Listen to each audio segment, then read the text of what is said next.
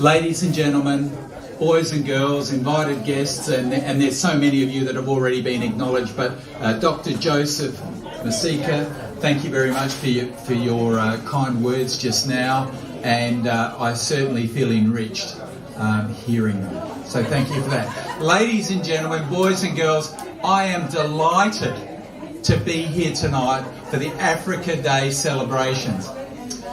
You may not know this, but out of the 21 mayors across the city of Adelaide, I believe I'm the only one with African heritage. Okay?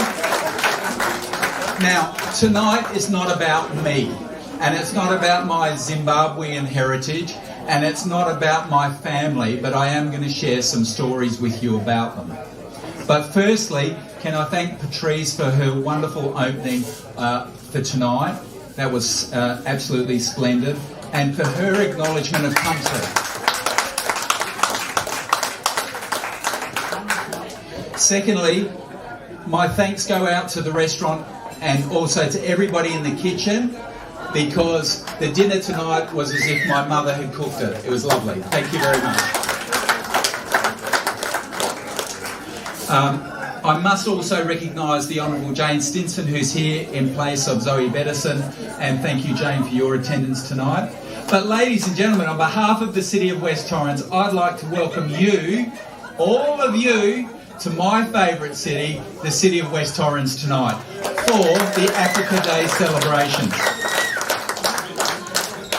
Now, the science is in.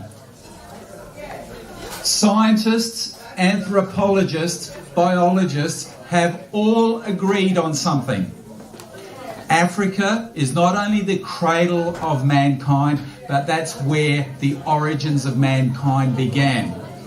Now, the reason why I mention that is because when we had the lovely ladies from Burundi out here dancing, and I really love that, and girls, that was a fantastic performance. We all get excited and we get enthused by African culture and heritage and entertainment, because secretly within all of our DNA we are all African, because that's where we all began. And then from Africa all of the various people move throughout the world. So tonight we are all Africans. Now, I just want to share a little secret with you. About 9 years ago, my son got a exchange scholarship to go and study his degree over in Africa. He came back from Africa with the degree, but he also came back with a wife from Botswana.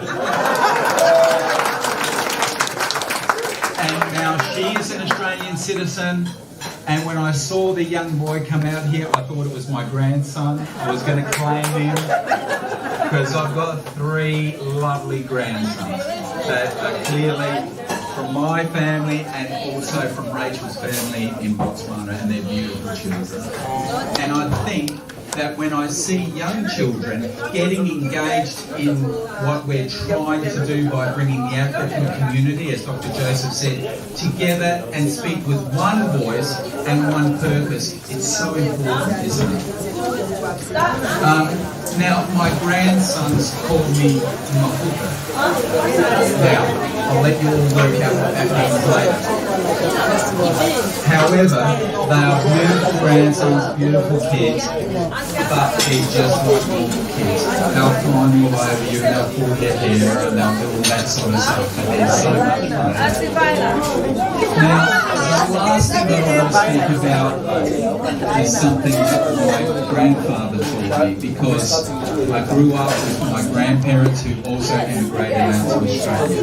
And my grandfather was working within the Zimbabwean government before he came to Australia, and he was a director within the government.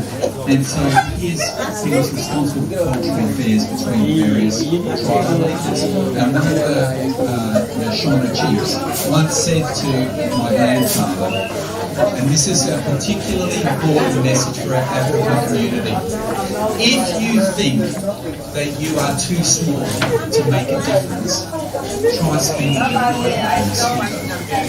Okay? So we may be small in number, but we can be like mosquitoes.